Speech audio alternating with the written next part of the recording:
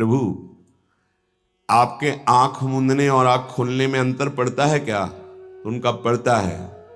तो बोले आपकी पूजा अधूरी।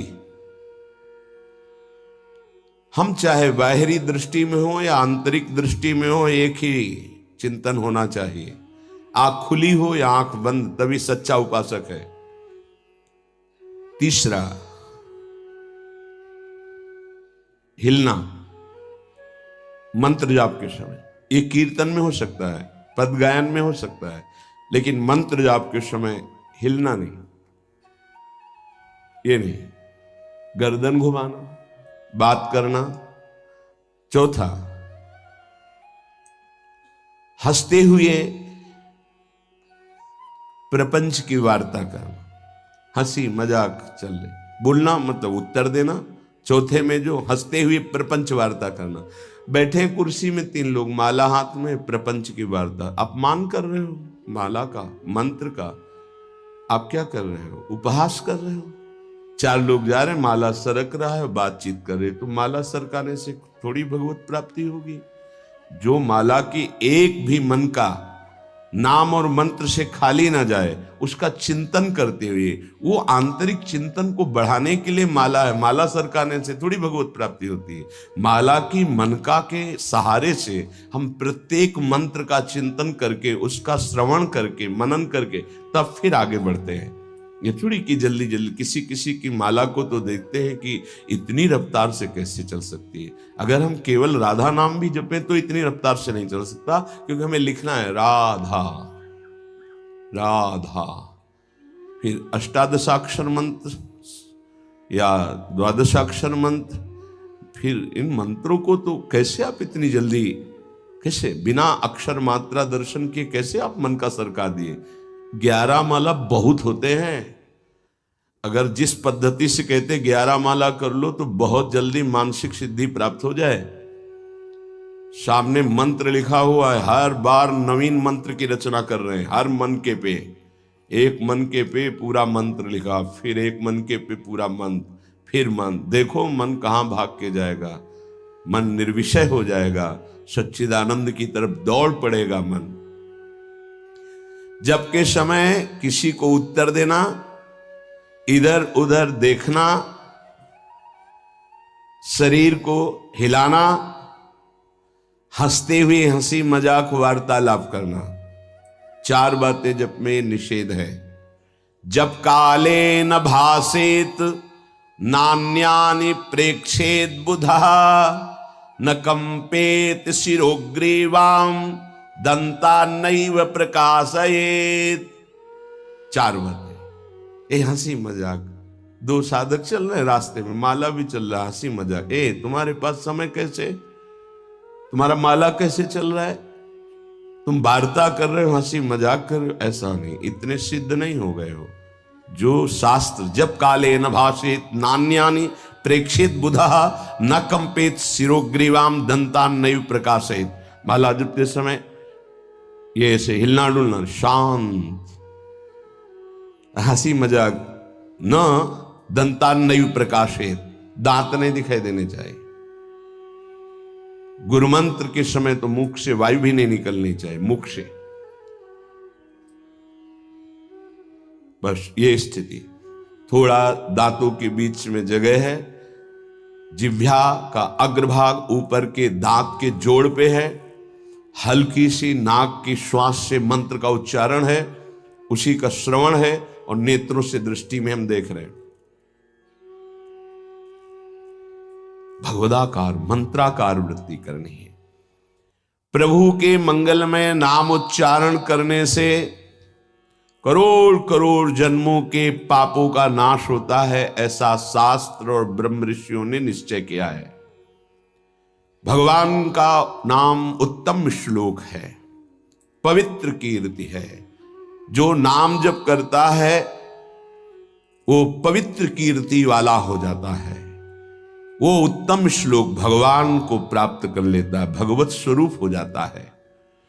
इस मार्ग में चलने वाले उपासक से, चाहे वो ज्ञान मार्ग का हो या भक्ति मार्ग का हो, कोई पाप बन जाए तो शास्त्रोक्त प्रायश्चित करने की आवश्यकता नहीं है। जैसे कृच्छ व्रत, चंद्रायण व्रत, बड़े बड़े कठोर व्रत पापों का प्रायश्चित करने के लिए हैं, वो केवल नाम जप, नाम कीर्तन अपना बढ़ावे, उसी से सारे प्रायश्चित हो जाएंगे। जप करने वाले को अन्य प्रायश्चित करने की आवश्यकता नहीं है। जब तक अनंत जन्मों के हमारे पाप हैं, तब तक हमारी नाम में रुचि नहीं होती। ये बहुत ध्यान देने का विषय है कि जब नाम की इतनी महिमा है तो सब लोग नाम में क्यों नहीं लगते? बोले इसलिए नहीं लगते कि इतने पाप हैं कि नाम की तरफ रुचि ही नहीं हो सकती।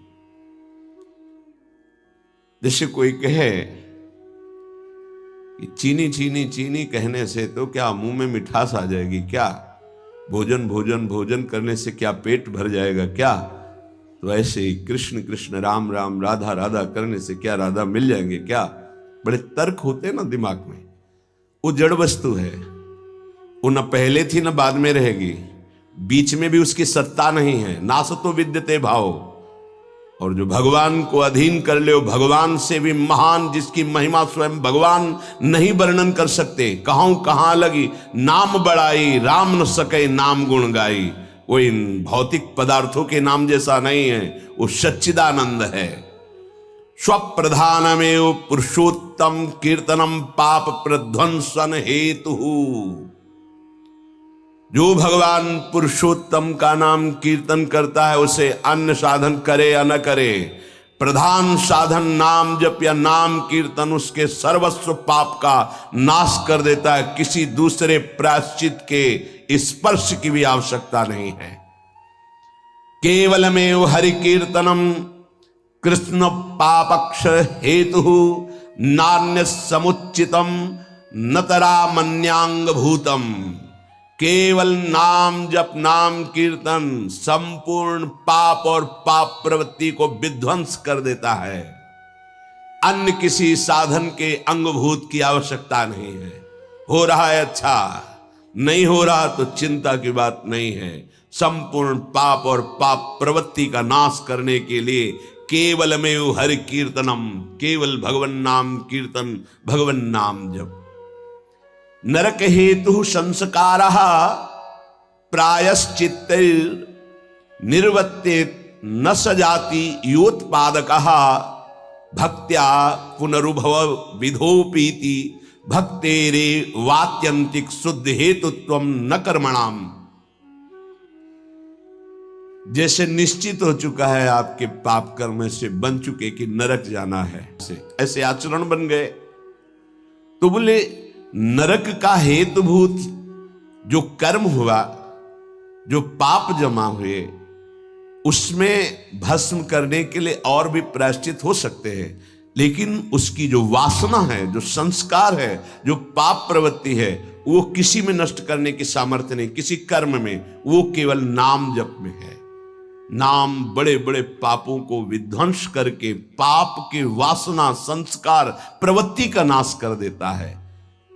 संस्कार निवृत्त हो जाना है बहुत कठिन बात है। पाप निवृत्त होने के तो बहुत साधन बताए गए हैं। अतः एकमात्र नाम जप, नाम कीर्तन पाप प्रवृत्ति, पाप संस्कार, संस्कारों की निवृत्ति कर देता है। अत्यंत शुद्धि साधन मावृत्ति गुणकम कृष्ण कीर्तनम अत्यंत शुद्धिश्च सह वासनाभि पापानां परिचयः भविष्यद् भी पापैरनुपश्लेषः फलमावृतिः प्रारब्ध परिक्षये च युक्तमेवावृत्तोपेक्षणम्। यदि बार बार नाम की आवृत्ति की जाए, राधा राधा राधा राधा, बार बार श्री कृष्ण कीर्तन किया जाए, नाम जप किया जाए, तो किसी अन्य साधना से जो शुद्धि नहीं होती, वो बहुत जल्दी ये नाम जप से, नाम कीर्तन से होती है। वासनाओं के साथ समस्त पापों का नाश हो जाना अत्यंत शुद्धि है।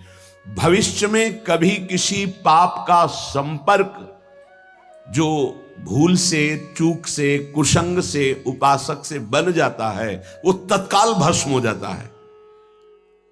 तत्काल इतनी भीषण जलन प्रायश्चित पैदा होती है कि उसके लिए नहीं कि अभी का पाप शाम तक भी टिक पाएगा, नहीं, तत्काल प्रायश्चित होता है। नाम जप से तत्काल ग्लानि, इतनी जलन क्यों, भस्म हो जाता है। और अगर उपासक चाहे तो प्रारब्ध का क्षय भी कर देगा। प्रारब्ध अर्थात जो शरीर भोग निश्चित हो चुका है, ऐसा न समझे कि नाम जापक भजन करने वाला प्रारब्ध क्षय नहीं कर सकता। हर रोग को नष्ट करने की सामर्थ्य है, पर वो अपने नाम जप की जो आवृत्ति कर रहा है, अव्याव्रत भजनात्, बार बार नाम जप कर रहा है, वो आराध्य देव के विधान को जानकर सुखी होने वाला उपासक हो जाता है। पाप क्षय हुआ, पाप की प्रवृत्ति का नाश हुआ, आगे भूल चूक से पाप हो जाए उसका भस्म करने की सामर्थ्य उसमें, प्रारब्ध को क्षय करने की सामर्थ्य होते हुए भी भक्त अपने प्रारब्ध को क्यों भोगता है? क्योंकि वो उस भजन से अपने आराध्य देव को प्रसन्न देख करके, मन जहां है सावई मना कृष्ण पदारविंदेव, अब उसे प्रारब्ध कोई दुखद नहीं लगता, अपने स्वामी का मंगल विधान लगता है, वो उसे सहज में भोग लेता है। यदि चाहे तो उसे तत्काल भस्म कर दे प्रारब्ध को।